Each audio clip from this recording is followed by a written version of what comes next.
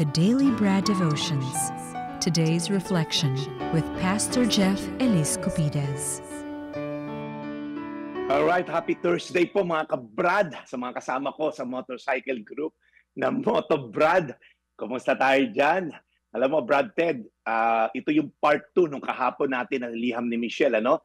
Kasi kahapon, na-share ko na yung foundational principle kung paano tayo mabless. At sinabi nga po natin kahapon, si Lord mismo ang source ng blessing. Hindi siya year of the snake, year of the rat, hindi po year of the Lord's favor. Kaya yan ang dapat natin i-claim, that this year is gonna be a year of the Lord's favor. So pag nag-gets mo yung prinsipyo na yan, nako, mag-uumapaw yung blessing nyo this 2025 and beyond. As I've said, hindi lang pera-pera ang blessing. Yung healthy ka ngayon, blessed na yan. Yung ikaw ay humihinga ngayon, you're blessed. Yung ikaw ay may trabaho ngayon, you are blessed. Kaya ngayon, Michelle, ito ang tanong ko. Anong gagawin mo kapag bumuhos na yung blessing sa'yo? Dito kasi nagkakatalo, mga brad, ano? Akala kasi ng karamihang tao, yung pagiging blessed ang ending. Kaya, ano nangyayari? Kamal ng salapi, kapangyarihan.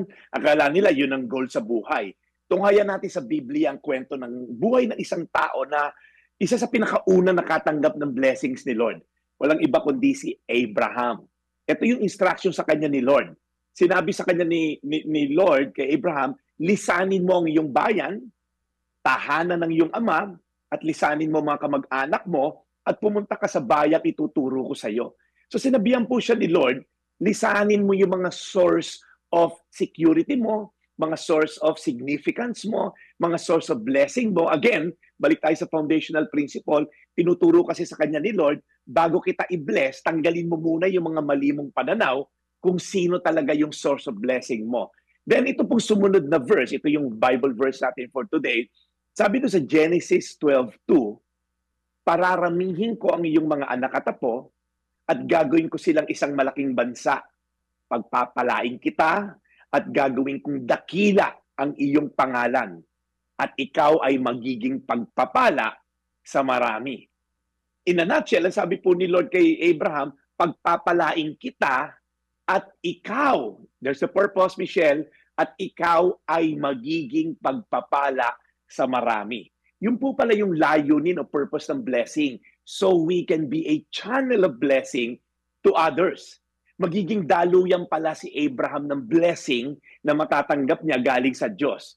So ibig sabihin po, prosperity fuels generosity. Hindi niya pwedeng solohin to dahil hihinto yung blessing. Alam niyo yung parang alulod sa bahay, di ba? Di ba kapag nababarhan ng yung dahon yung alulod, humihinto ng dumalo yung tubig na ulan. Tapos kakalawangin na yung alulod, masisira yung mismong alulod, eventually masisira yung bubong ng bahay. Ganon din po sa blessing. Your blessing is meant to be shared. Hindi naman of course lahat, ano, kasi ibigyan ka rin Lord ng time to enjoy your blessing as well. Pero wag mong ibubul sa lahat. Wag mong ipunin para i-secure yung kaapu-apuhan mo. Kay Lord lamang masusumpungan ng tunay na security, hindi dyan sa bank account mo. Kaya Michelle, tumatag ka. Ngayong alam mo na ang principle, alright, ng blessing, ang source ng blessing ay si Lord, at alam mo na rin yung purpose ng blessing, i-apply mo lang yan sa buhay mo, siguradong liliham ka ulit dito next year para sabihin mo naman yung testimony mo. So again, mga kababayan, mga kabrad, kaya ka i-bless ni Lord this year, hindi lang para pang sarili mong consumption, but para ikaw ay maging channel of blessing for others. Genesis 12:2, pararamihin ko ang iyong mga anak at apo, gagawin ko silang isang malaking bansa.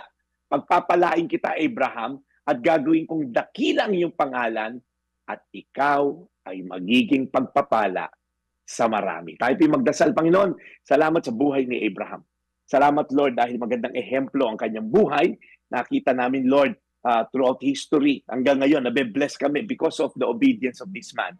Kaya, Lord, today, tulungan mo kami, Lord, makita ang tamang pananaw at makita ang tamang purpose kung bakit kami ibe-bless. So Lord, patawarin niyo kami sa mga pagkakataon, naging greedy kami. Ibinulsa namin lahat, ibinili namin ng mga bagong gamit lahat without looking at the needs ng others. Kaya Lord, tulungan mo kami maging generous in all occasion.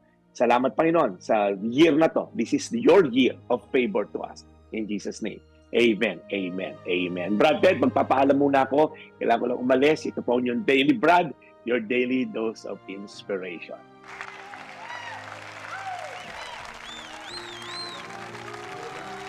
Mga kapatid, yan nga po si Pastor Jeff Eliscopides.